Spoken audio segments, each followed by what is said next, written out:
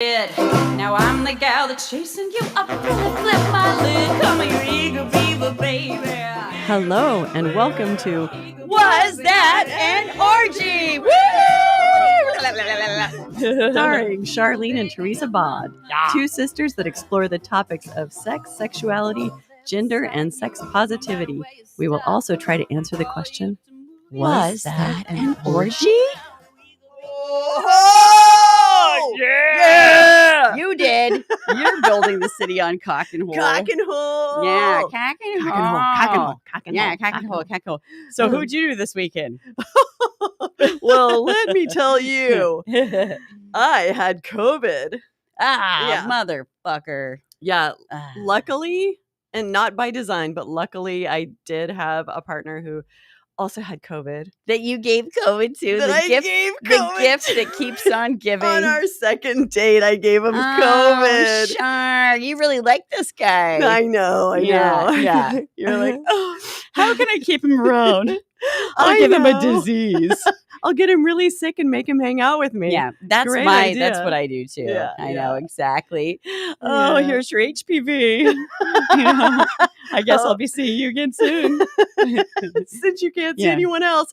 Yeah, unless your warts are blistering and Oh, making- God. been there, done that, had those surgically removed. Anyway, Yeah, didn't Moving we on. all? I know, right? Haven't we all? I think I've told that story on the show. I won't Oh, go there God, now. you did. Yeah. God, What terrible. did she call it? The ugly. Oh, the big ugly. The big ugly. When she big she ugly. extracted the big wart when I was 18, she pulled it out by the pubic hair attached to it and said, Oh, my- "We'll name this one Big Ugly."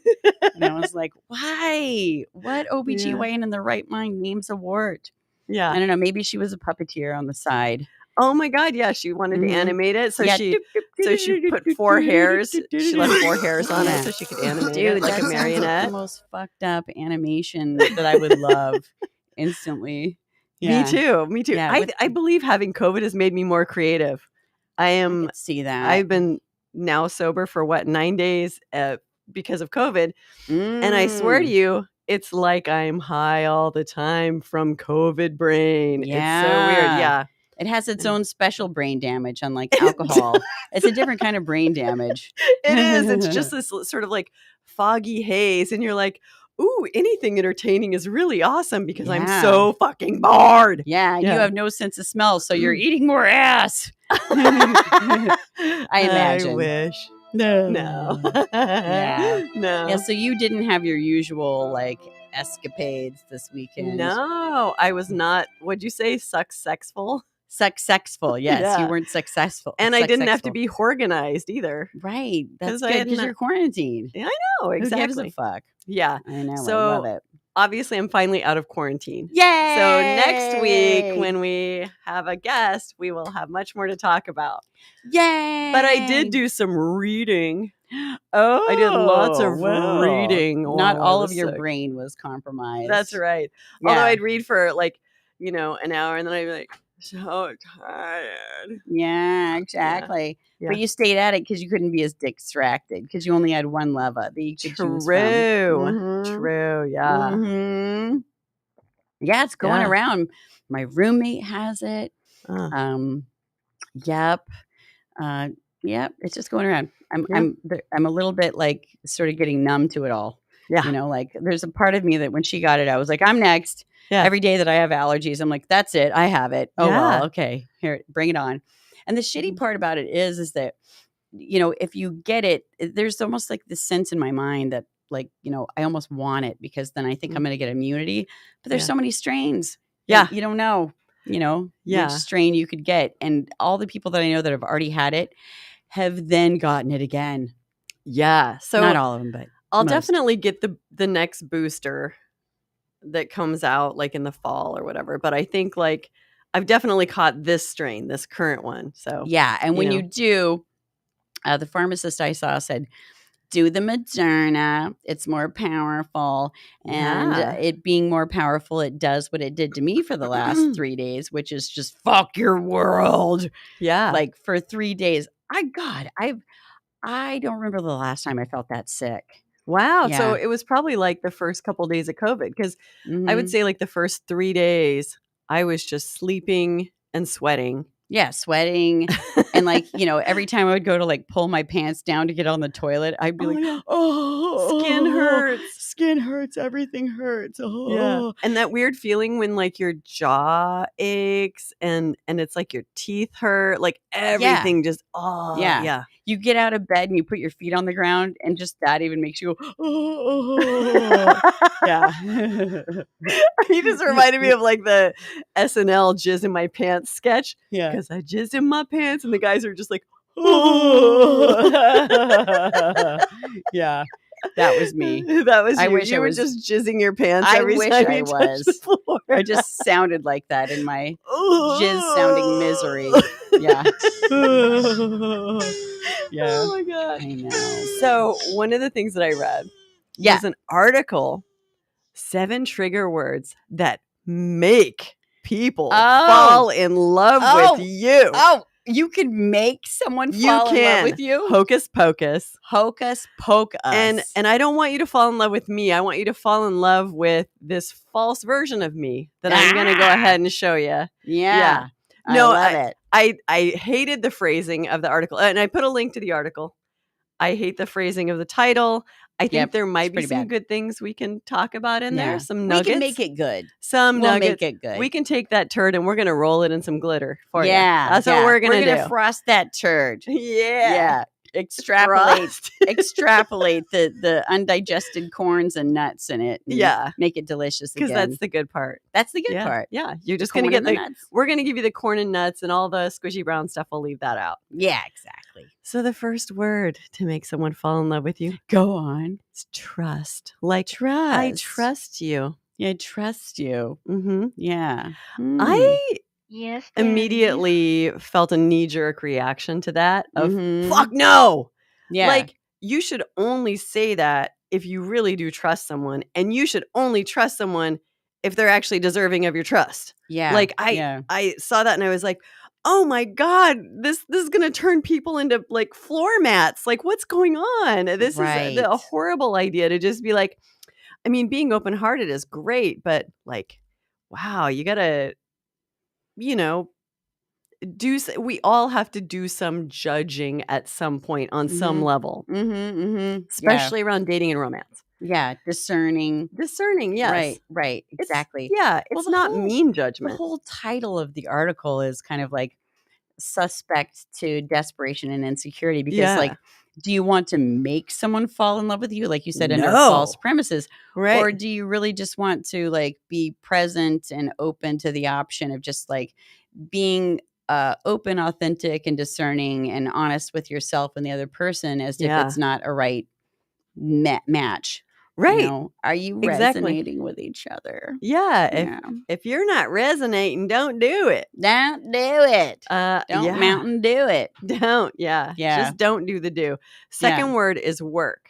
Like, and this one I also was like, I'm not so sure about it. They say it in the sense of you're gonna have to work harder than that to get me. Yeah. And I think that's playing games. Like, unless it's true. Yeah. I mean, if it's true, it's true. Right. That's great. Being open and honest about those things is really awesome. And to be like, yeah, I'm not exactly sold on the idea of us right now. So you're going to have to work harder than that. Or we're just going to have to wait and see what happens. You know? I can see that too, because, I think that in relationship psychology, as I've read a lot of it, a lot of people think that they need to be sort of acquiescing doormats to get someone. But a lot of people, and especially like, I've read a lot about like just how, it's more men that prefer to be the pursuers. I know it's different probably in like gay relationships. I don't know how that works exactly. But in heterosexual relationships, they say that like, men just have a natural apparatus. Modus operandi. I've had 2 margaritas. The MO. The MO thing. Modus operandi. I dyslexiated it. Yeah. Which is to be the hunter, the pursuer. And that, they want to have something that is of value. And if something's too easy, Mhm. then it smacks of like desperation. Mhm. And they also inherently want to be with someone who they can feel is a strong partner that's going to help them grow as well. This is in general speaking, not everybody, Right. so it's like, being able to just not be a doormat. Yeah. Someone who wants a doormat is probably a little bit of a perpetrating pathological character to some degree. So, Oh my God. Yeah. yeah. Oh yeah. So being able to say, like, yeah, I'm not a doormat. Yeah, it's a good thing. Yeah. Yeah. And that just Can get looks behind like that. asking for what you want, telling someone, when something's okay or when something's not okay, Yeah. that sort of thing. Yeah. It's just it's more communication. Look at More that. More talk, of all the talk. things. Yeah. Oh my and God. And I Yeah. think that's challenging in the beginning of a relationship. Mhm. But I think it's good to keep that in your mind because it's going to come out eventually. In the It beginning, will. you're just like, I'm just a pretty place to put a penis or, whatever you are. But yeah, it's going to come out eventually. You can't repress the essence of who you are forever. That is true. And so just don't even do it. Like Don't from do the it. very beginning, just don't do Mhm. it. And realize that you're not for everyone and that's okay. We need to make some tennis shoes with the anti-Nike swoosh on it, upside down. Uh-huh. Just don't do it. Just don't do it. That's the self-respect sneaker. Girl, just don't do it. Girl or guy or they They don't do it. Don't do them. Yeah. Yeah. Them fatale. Isn't that great? That's great. I heard that and I Them was like, fatale. oh, I've met some them fatales. I love For that. sure. I love it. Yeah. Number 3 word to make someone fall in love with you is good or great. Having a positive personality.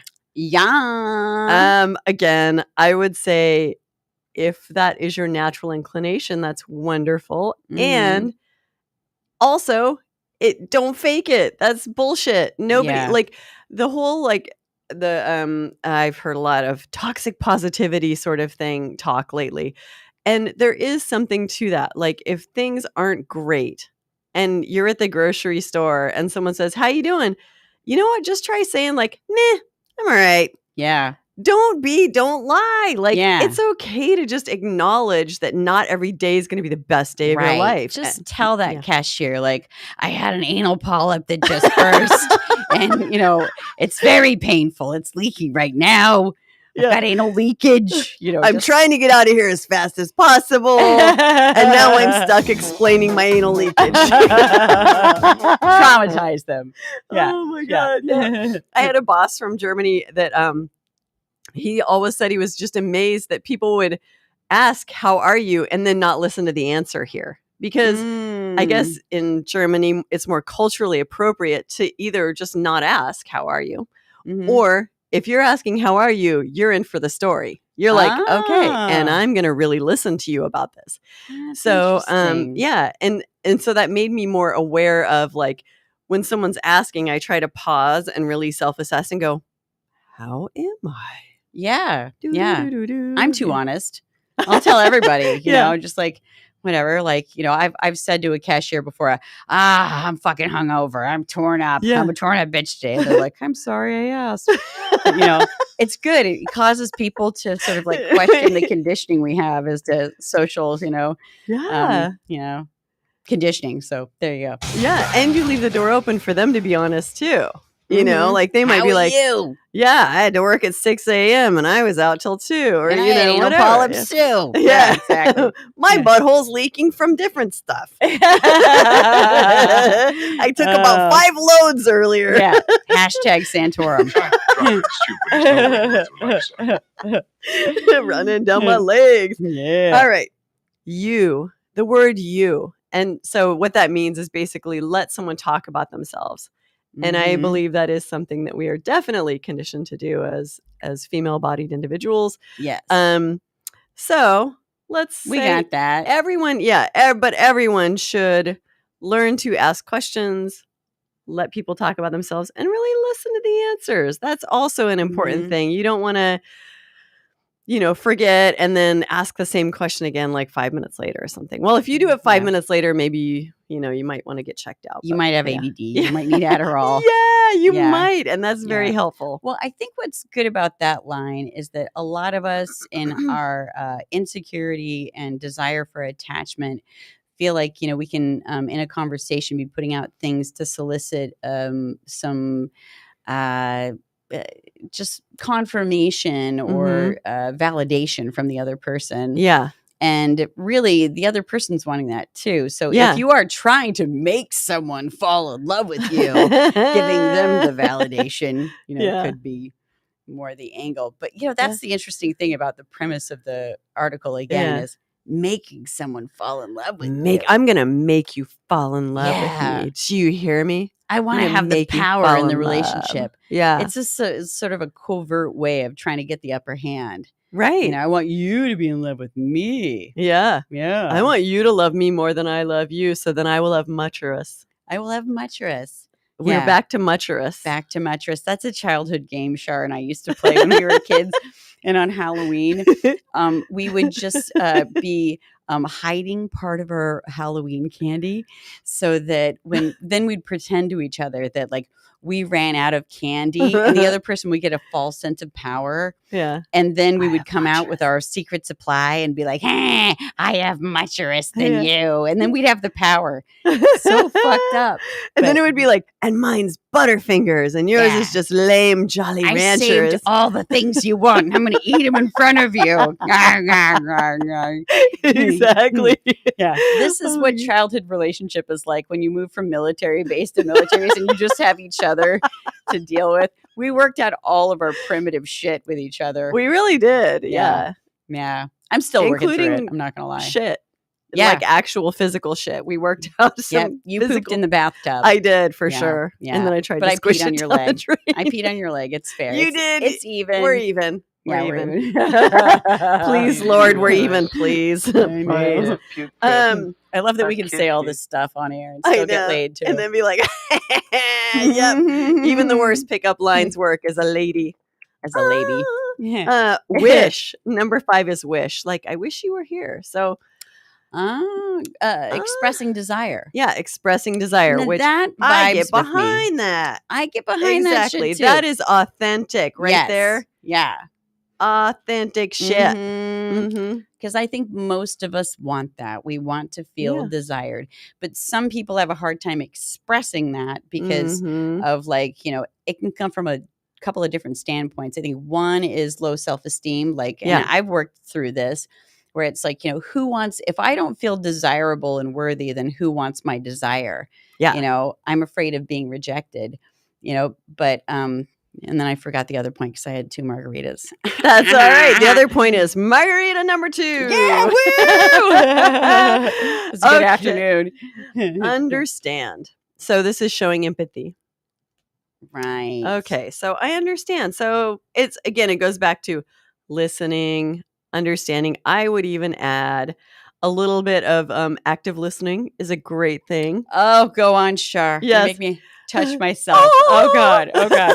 Active listening. Awkward, one of my fetishes. Exactly. But yeah, active listening is basically you take what the person just said and you repeat it to them using your own words, basically, but try to be as accurate. And then you can even say, is that about right? Or does that sound accurate? Right. Or does that sound like what you're saying?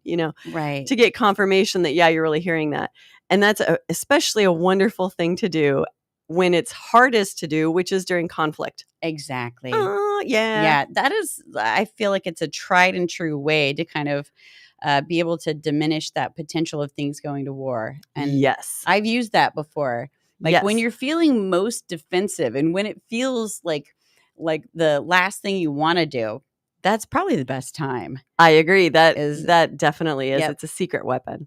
It's like, go fuck your own ego and just do the hard thing, which is actively listen. And then, a lot of the time when you do that, the other person starts to drop their battle axe, because they're like, oh, you're finally listening to me. That's what we both want all the time. Yeah. Is to be listened to. Yeah. And I've found that, like, as I've observed myself in conflict in the past, that's something that I have unwittingly done, is if the other person isn't actively listening and they retort to me with some kind of defensive response, I don't feel heard. So then I try to find a new way of saying what I'm saying, because what I really want is just like validation and confirmation that they understand me. Not that they agree with me, but that they understand me. They hear and believe in and validate that that is my emotional experience. Right. Yeah. That's all you need, really. And they can say, you know, this is what I'm hearing you say, da da da da da. And then they can even say, yeah, I'm having some challenges with that. But I don't think at the moment, I've been trying to think through like how to do conflict better. And it's like, I don't think you need to retort at the time. You can say, I think I have some challenges around that, and can we follow up later or something like that? Because it isn't always like sometimes it's better if one person gets heard, feels heard. I agree. And then the next time, maybe the other person gets to feel heard. Yeah. I think what's important is to make sure, like, if you're the listener, if you're receiving the information, to do what you said, where you're like, you put it back in your own words and say, if I hear you correctly, what you're saying is da da da da da da. Give them a chance to make a correction. It's the sender of the message. There's the sender and the receiver. The sender of the message then has that opportunity to say, like, well, okay, that's close, but not quite. The thing I would tweak is this. Then the recipient has an opportunity to say, like, okay, so you're saying this. And then once you have you're clear with each other, I think that it is important to be able to say from the sender's perspective, and what I want is, and be really clear about what you want. And then I think after that's all clear, then that's a good time for the receiver to say, like, is it okay if I respond now? Can I respond to that now? As to like basically whatever the request is, you might be feeling like, well, I can't be in good constitution within myself and do what you ask of me. What I can do is this, like start to do that kind of like, cooperative, solution oriented, thinking. So absolutely. Yeah. And if you need to take a time out to think about it, you can also do that. Take a time out. Get in the corner. Yeah. See? Just to make sure, feel your body. Are you feeling activated? If you're activated, maybe take a beat. Yeah. An hour even. Yeah. An hour. Go beat off. Go take beat a off. beat. Go beat off. Go take a beat off. Get some blood in that frontal lobe. That's what I call it now, the frontal lobe. The final, the lower lobe. The lower lobe. The final word to make someone fall and to make people fall in love with you is dislike. And this one is the one that I dislike the most, because it says similar dislikes encourage bonding. But this sounds like, oh my God, you hate spaghetti. I do too. You know what I mean? It sounds like kind of pretending to dislike something because the other person's already expressed some distaste around it or something like that. I think it's true. It's good to say, yeah, I like this. I dislike that. But don't just do it to bond with someone. Right. Dislike a thing because you honestly really dislike it. Don't dislike something to make someone fall in love with you. I guess that was the bullshitty part to me, was just like, really? This? Yeah. Yeah. It's like negativity bonding. Yeah. Like, yeah. In a closed-hearted way. Right. Let's just talk about everything we hate together. Yeah. It's going to foster a more closed-hearted connection. I don't know. I don't like that either. Yeah, it feels judgy. It's like, you know what I hate? I hate stupid people. Yeah. Me too. Yeah. Everyone's Me stupid too. but us. You're not Kate. stupid. Yeah. Except when you fuck up. Then I'm going to think you're stupid. Yeah. It kind of creates a what's it called? Like a climate of like contentiousness, and superiority, like right. judgment. Yeah. And judgment is a thing that we use to kind of like be able to justify closing off our hearts to people. And I think the world needs the opposite of that. Yeah. Than More anything. open hearts. More open farts. More open farts, but not open fart surgery. Yeah. Not that. Yeah. So I gotta Sounds say that painful. thing I read in general felt a little inauthentic. And I think Where'd you find this? Elle magazine or like, it was on Marie Claire? It was in one of the poly groups that I'm in. Shit. I know how to Online. do. So no, it's okay. Okay. But it's good to talk about the good and the bad out there. Yeah, the good, the bad, the ugly, and the beautiful. Then I read a really good article. Oh, good. About do smell the 6 rules for open relationships. Okay. I think there are probably a lot more than 6, but yeah, there's as many as you want there to be. So totally. Yeah. Mm-hmm. And so let's say these are the 6 rules, but I want to call all of these things agreements. I like it. That's better. Codes of conduct. Yes. Agreements. Because rules are things that you can impose on yourself. But no one should be imposing them on you. Right. That feels yucky. And it does. I would say, rules, boundaries even. You can agree on the boundaries that you will both have, but no one else can set boundaries for you. Only you can set your own boundaries. Yeah. Yeah, I like that. You as a sovereign being. As a sovereign Make your own rules and boundaries. Put that flag firmly in your pubes. Fly your freak flag in your pubes. I like it. So the first rule for open relationships is set sexual boundaries. Agreements, I would say. Have agreements between you and your partner around what you feel like you're comfortable with and what you're not comfortable with. And I would say this is especially important in the beginning. Be a little conservative. Take it slow in the beginning. Right. Yeah, right. I think that's a good idea. I think in the beginning, we kind of tend to want to. Well, we have a tendency. I watched a TED Talk show about like how we're all liars because we are constantly lying about who we are. We're putting forward this facade about like, what we think is more lovable, who we think is the more lovable version than us. And it's really important, like, not to do that. It's like if you do the hard work in the beginning, life gets easier. If you start trying to, like, just get away with stuff in the present moment because, whatever desperation and insecurity, you're just making it harder for yourself in the long run. Right. So, yeah, just being, transparent from the beginning. Yes. Yeah, absolutely. Yeah. That is true. We do. Yeah. Humans do lie. We put up masks all the time. But going back to that first one, setting those sex boundaries and really agreeing with them, making sure there's some agreement between you. Sometimes in the very beginning, you're going to have to go slower than the fastest person. You're going to have to, the slower partner is going to have to, set the pace, but make sure you're not sandbagging and stonewalling and controlling and stuff like that. Like, that can also be a thing.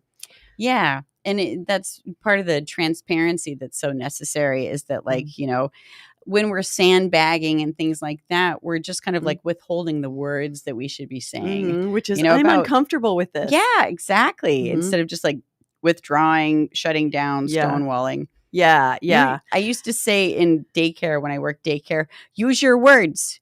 Use your words, kids. Use your words. It's true. And it never ends. Words are so helpful. They're so helpful. And yes, you can really expand your vocabulary. So these agreements could look like, it's okay to use your fingers, but not your penis when you touch someone, or I would be more comfortable if you left your pants on, or hey, it's go all the way, but use a condom, or whatever that looks like. But make sure you're in agreement. The agreements are clear ahead of time. Keep it simple. Keep it simple, people. Very simple. Yeah, like Judge Judy's self-help book. Keep it simple, stupid. Yeah, stupid. Yeah, stupid. Especially when you get the sex brain. Yeah. God damn it. It's so important in the beginning to actually do the hardest work of that kind of self-advocating transparency, because you're really setting the foundation of a relationship. Like the beginnings of relationships, they're exciting. Everything's turned up to 11. Yeah. You know, the new relationship energy is really, you know, awesome and exciting and addictive. But yeah, you also have to step it up with that self-advocacy work because yes, you're creating a relationship. And when you're opening a relationship, you are recreating a relationship. So so a lot of that same excitement exists. So you have to be really careful. Yeah. Don't walk around with big old clown shoes. Yeah. I might have done that. Yeah, being everything's fine. This is fine. Honk honk. You know, honk honk. Ding dong, ding dong, ding dong, ding dong. Honk honk. Honk honk. Honk honk. The second rule, and I agree with this one, is set emotional boundaries or agreements. So that could look like, you know, usually in a situation where you're more like swinging, you would have, you know, your primary partner, your spouse or whatever. And then the sexual engagement that you have with other people is really like friends with benefits. There generally isn't a whole lot of romantic attachment. Whereas if you look at polyamory, that's more emotional. You know, it leaves space for more emotional attachment, for more romantic attachment. Where there isn't a primary. Well, there could be a primary. Oh, okay. And you could say, so someone that I know has a primary relationship, and they're also open to, they could fall in love with other people and stuff like that. But that doesn't take away from their primary relationship. Yeah. It's I have a friend who said it's not pie. You know, it's not pie. It's not like if you give some away, there's going to be less for you. You know, we're not. It's not. It's a automatically renewing. Right. You know, supply. It's more of a fungus that builds.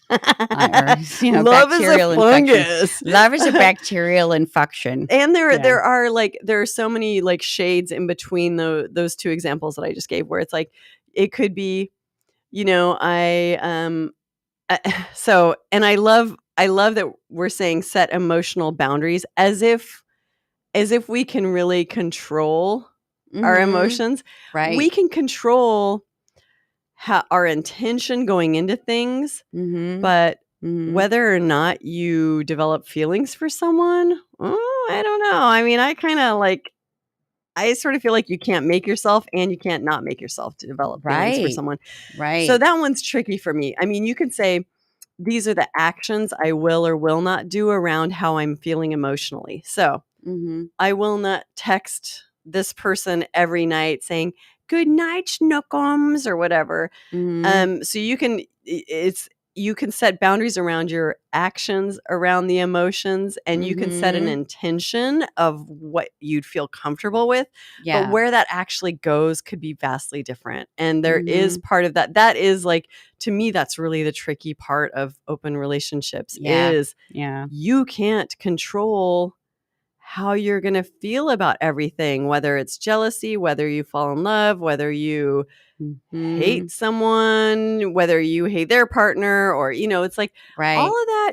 I mean, you can control your thoughts, you can control your actions. That's about it. Yeah, it's true. So, yeah. The more I learn about it, the more that tends to be like the focus, you know, as I kind of like enter kind of embracing ethical non-monogamy and, you know, allowing come what may, no pun intended, is that a lot of it keeps directing me back to myself, back to being responsible for my own emotions and being transparent and letting the pieces fall where they may. And that's definitely, it's a more frightening path than the monogamous path I've chosen in the past.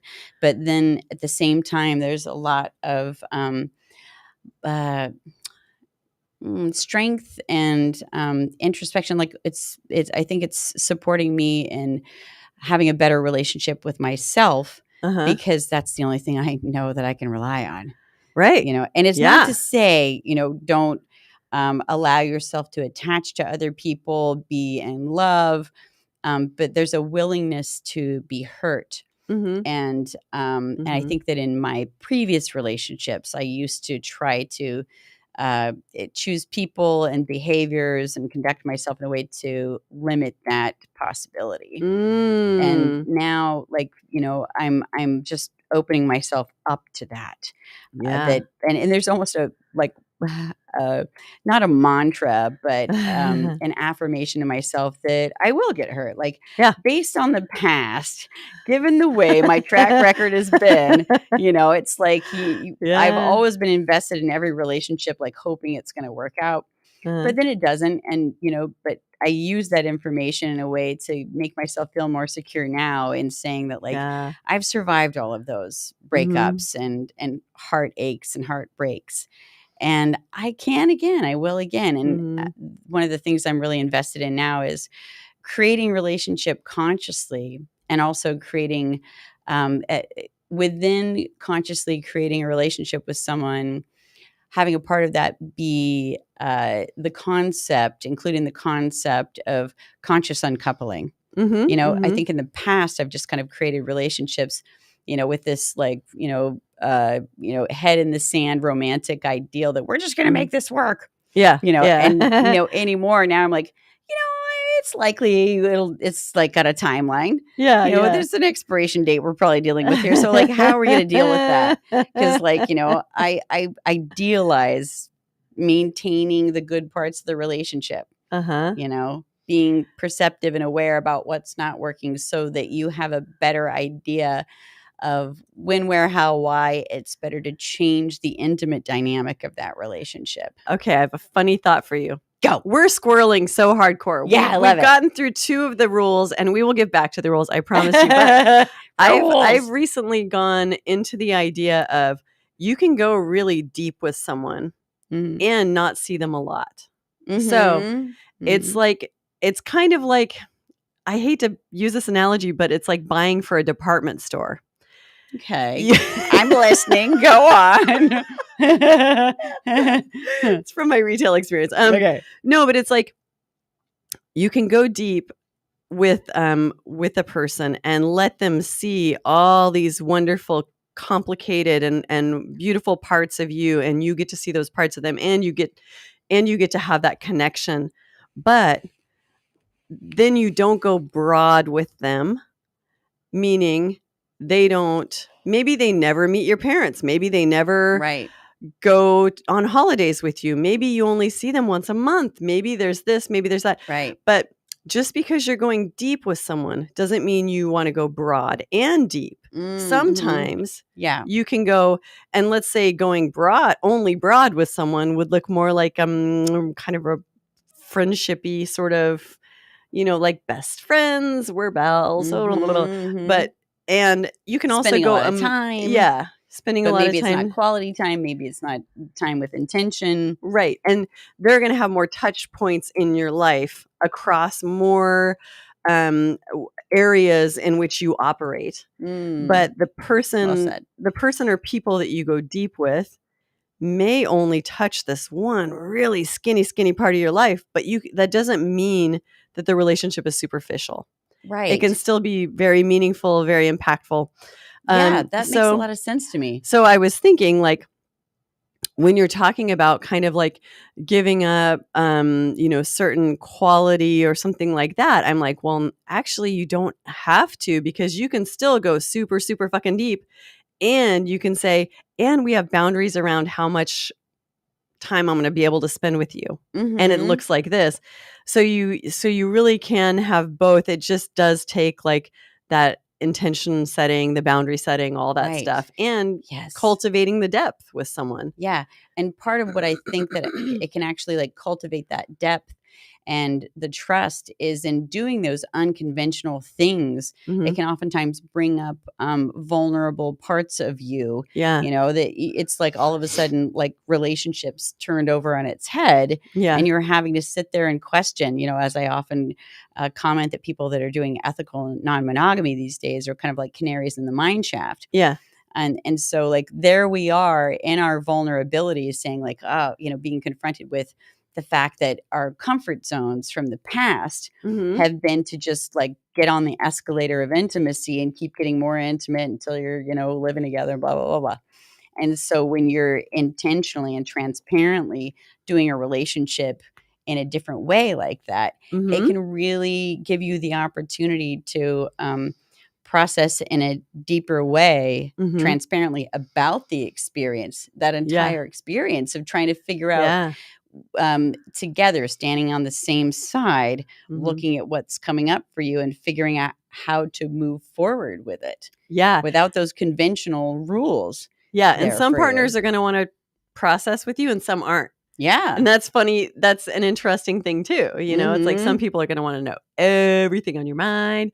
And other people are going to be like, can we not talk about the relationship so much? Yeah. And all of it's Yeah. good. It's all great as long as you're able to feel satisfied and like you are getting all those emotional needs met. And sometimes you'll find there are areas where, this is actually something I just want to talk to a friend about. And Right. this is a Yeah. platonic friend thing. Yeah. And so in some ways, like for me, polyamory has elevated my desire for friends because I'm like, there Yeah. isn't just like one person I lean on all the Right. time. The one person to meet all your needs. Yeah. It's one of the trappings of monogamy. There is no cloaca. Yeah. The magic hole. Yeah. The one wonder hole that does it all. To rule them Yeah. all. One There hole can to be bind only them. one. One hole to bind them. One hole to bind them all. Yeah. Oh my God. I want to make a t-shirt that's like One a hole to bind them. chicken and it's cloaca in the foreground and then a gold ring around it. And then Yeah. it's the one hole to One rule them hole all. to rule them all. Yeah. It shits, it pisses, it lays eggs. It does It fucks. everything. Yeah. Although, one thing I heard somewhere, I mean, we're still taking comments, by the way. I want someone to comment on this. I heard. How far we squirreled. I know. I love it. I love it's my superpower. Squirrel. Yeah, squirrel. One thing I did hear is that that chickens don't actually fuck like penis vagina. Yeah. That like I don't know exactly what gets the rooster off to this degree, but that they actually shove the semen into the cloaca with their little feet. Oh, wow. I know that they smash cloacas. Okay, is that it? Well, and I don't know if roosters have peckers or if they should. If anything has a pecker, should have a pecker. Totally, right? Yeah. But I know that a cock should have a pecker. certain breeds of ducks, the males and the females, have cloacas and they just smash cloacas. They must have some really like bionic sperm. Yeah. They're not even shot up there. They're just like, I'm going to get that shit. Bionic sperm.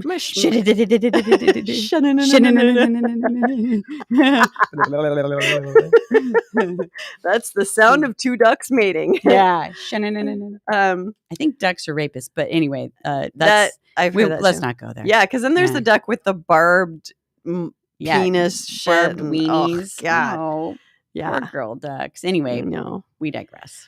All right. Rule number 3 for the 6 rules of open relationships is agree on who it's cool to hook up with. So maybe you might be like, please don't hook up with my friends. Yeah. Or like, so I'm seeing someone right now and my number 1 rule is don't fuck my sister. That is a good rule. Yeah. I was like, that could get weird. That would get weird. Mm-hmm. That would not be okay. Rule number 2 is if you do fuck my sister, wear a condom. Because she's an ethical slut. That's true. Yeah. Rule number 3 is like, don't fuck my close friends. Yeah. Yeah, totally. It's a huge world full of like, lots of open vaginas. Like, right. Let's just keep it from getting weird. Can you not do those? Can you not do those just don't do those ones. I know they're easy. A few. They're close by and stuff, but anyway. They're accessible. Accessible. Accessible. Yes. But those limits could really look like whatever you both agree on. I mean, it could be, I need her to look exactly like me. Just kidding. No. Or I need her to, I need to not feel threatened. So just don't hook up with anyone hotter than me, or, like it can be, you can ask for whatever you want. Your partner can say no. Don't and then fuck elephants. Yeah. Yeah. Right. Yeah. Right. So so ask for what you're comfortable with to get you into it, and if you're into getting into it. Mm-hmm. But definitely, be as honest as you can about things, like who's cool to hook up with, who's not. Yeah, like if you're like, saying like, okay, it's cool if you sleep with other people with protection, but maybe not with people that have these diseases. Yeah. That's one. That's a thing. Totally. Yeah. Absolutely. The other thing, I'm adding more rules. Oh, there you go. I'm glad this is deepening your own rule book. Well, I'm deepening their rule book, actually. Oh, there you go. Yeah. I already have these rules. Figure out how much time you will spend. Oh, this is rule number 4. Figure out how much time you're comfortable with spending with other people. And this is a really important one, because time is such a valuable resource, and it's really what number you have. one. Yeah, it is the number one thing. The number one source of a version of wealth, I think, to some degree. Absolutely. So figure out good limits around that. How much time are you comfortable with you spending time with someone and your partner?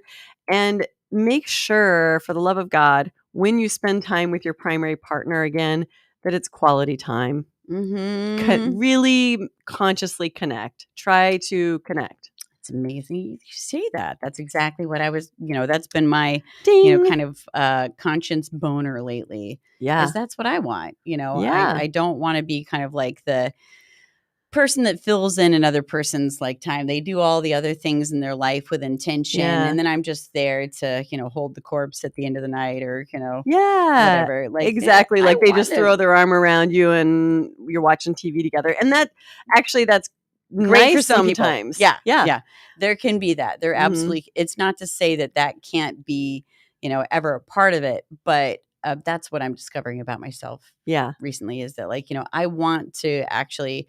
I think that when you're conditioned to just do monogamy, you just end up spending so much time together that you're not conscious about the time that you spend together. True. Yeah. And so if you're doing more ethical non-monogamy, you're doing more, more than one relationship at a time, then you end up, that does become, I think, more important, that at least for me, that the time that we spend together, we're actually, intentionally cultivating a relationship. We're intentionally cultivating experiences together. That's just me. I just don't want to do that kind of, not that monogamy is lazy, but I've done lazy monogamy in the past. Where we just get enmeshed and domesticated and, and then whatever. And then it's like, oh, you again. Hi. Yeah. It's your turn to take out the garbage. Why'd you do the recycling like this? I've done that for 30 fucking years. I'm ready to do something a little bit more intentional. Yeah. Love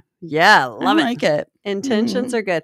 And the most successful couples I know that have opened up their relationship spend very intentional time together. They have date nights, and they have a lot of good date nights. So that's important. Right. Yeah. You're kind of getting the best of each other again. Yeah. It's like keeping alive that courting process, a lot of times I think in relationships, people can start to take each other for granted. Like Esther Perel says, it's hard to want something that's right here in front of you. Yeah. And then your relationship starts to get a little bit smothered by, domestic responsibilities and everything. And if you don't make that time with intention to cultivate and build that other part of your relationship, it ain't there. Right. So it's going to be gone. Yeah. I'm there with you. Number 5, agree on how much you'll talk about other relationships. Yes. So this means the quantity and the degree of detail. Yes. And I like to follow the platinum rule here, which isn't give people how much detail I want. It's to ask them specifically, how much detail would you like, and to give them what they want. Yeah. So treat others as they would like to be treated. Yeah. So that, your partner might not want to know anything. And Mhm. you should respect that. Like, or they Mhm. might want to know a lot. And as long as you're comfortable telling them a lot, that's great. So there is consent involved here. So Yeah. if I a think that's partner is important. like, and then what'd you do? And then what'd you do? And you're starting to get uncomfortable, like, oh, is this making things worse? You know, Yeah, are they enjoying that? Is it adding to your relationship, right. expanding your relationship, deepening, enriching, Mhm. or are they using that for fodder for like, neuroses and insecurity, Yeah. comparing themselves Well, you and went down on them and you never go down on me. And right. yeah, Yeah. the comparing is poison. Yeah. Absolutely. Yeah. Okay. Number 6 is agree on how often you'll check in. So that means checking in on a larger scale as far as checking in about your relationship.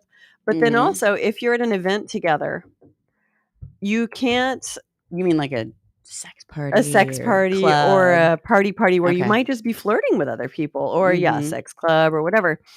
Um, agree on how often you're going to check in with each other, and don't do this like, well, just check in with me often. Don't.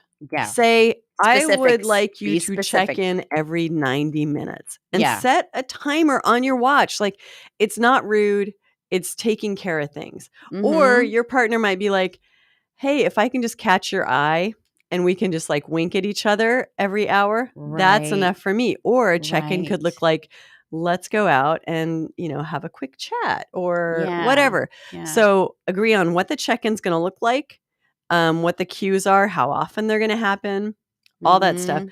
And you're just going to avoid a ton of drama with that. Right. I think it's so important to be honest with yourself about how much reassurance you might actually need Yeah. Yeah. because we're part of a culture that tends to be sort of like, very autonomy idealizing. Mm-hmm. And that's not really realistic for the majority of the people I know. Right. And Yeah. so it's actually better again to do the hard work up front Yep.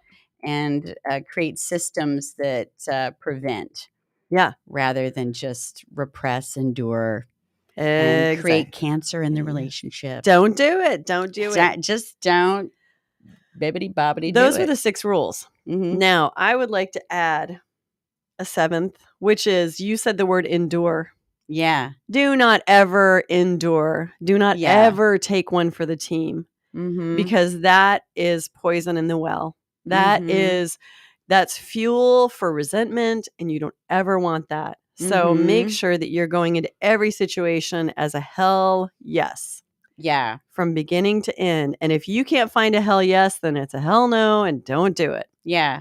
Or even like, maybe to have a like, I'm not sure about that. Mhm. Like, I'm not feeling a hell yes, not sure. Need Mhm. to think about this, feel into this, Yeah. and I'll get back to you But about that it. means it's a hell no at this second. Yeah, at this second, Yeah. you're right. Yeah. Yeah. Yeah. So that means we're stopping and assessing. Yeah.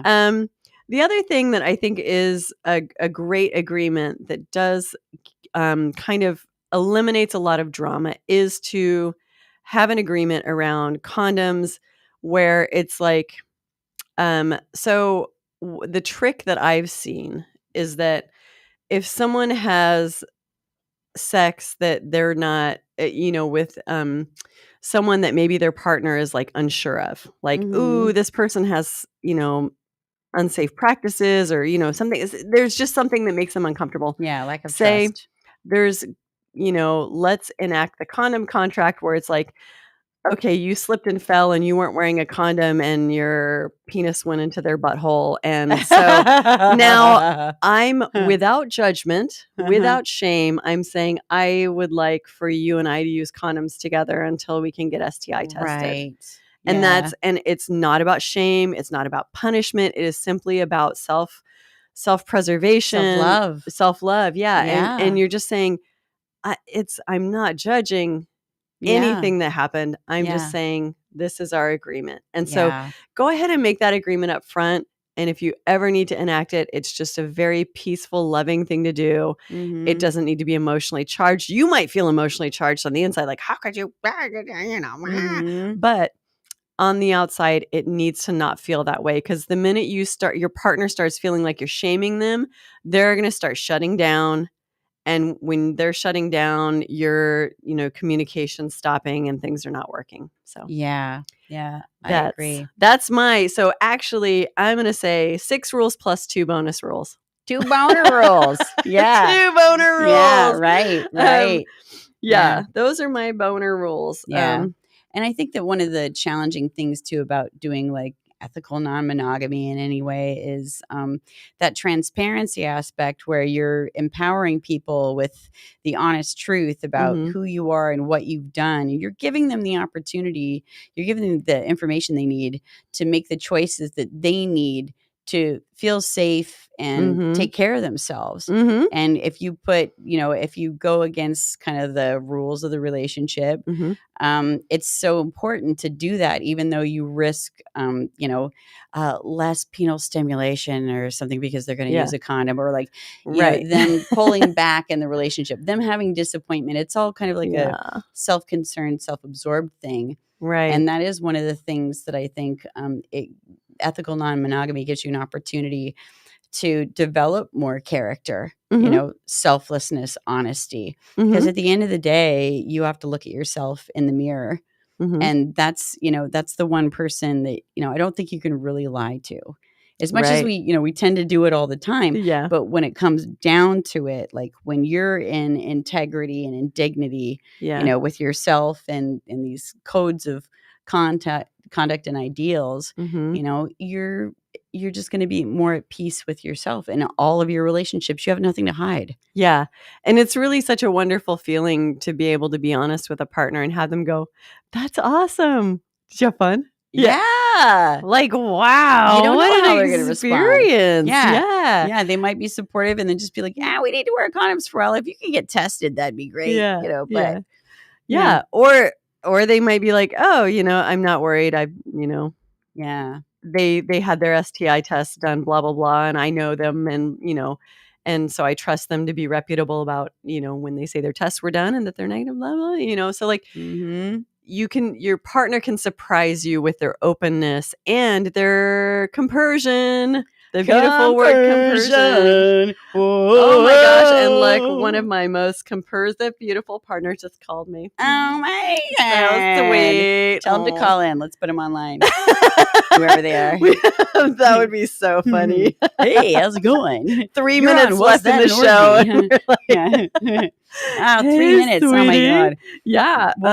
Well, let's say it now. Let's put out the thing about now there's actually a link to your PayPal, Venmo. Yes, Venmo. Get them all on there, for God's sakes. Like, I know, PayPal got hung up because of our Instagram name.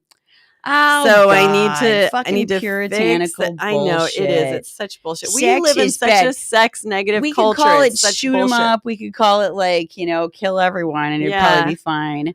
As long as it wasn't Nazi oriented. But yeah, it's fucked up. Yeah, it is. Yeah. I'm so disappointed by that. But yes. Oh, thought for the day.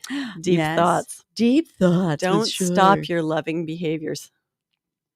Your partner is not an extension of yourself. Do not take them for granted. Word. Never withhold desirable qualities that your partner might need or want. Like what? What comes to mind? Well, your loving behaviors, I think, is mainly that. So all of that was like a subhead to don't stop your loving behaviors. And I am, I'm feeling that one so much right now. Me too. Don't stop loving. Yeah. A lot of people, I think, withhold love from a place of fear, withhold expressing, desire and validation because they're afraid of getting hurt. Yeah. And, I think it's great actually to just embrace getting hurt.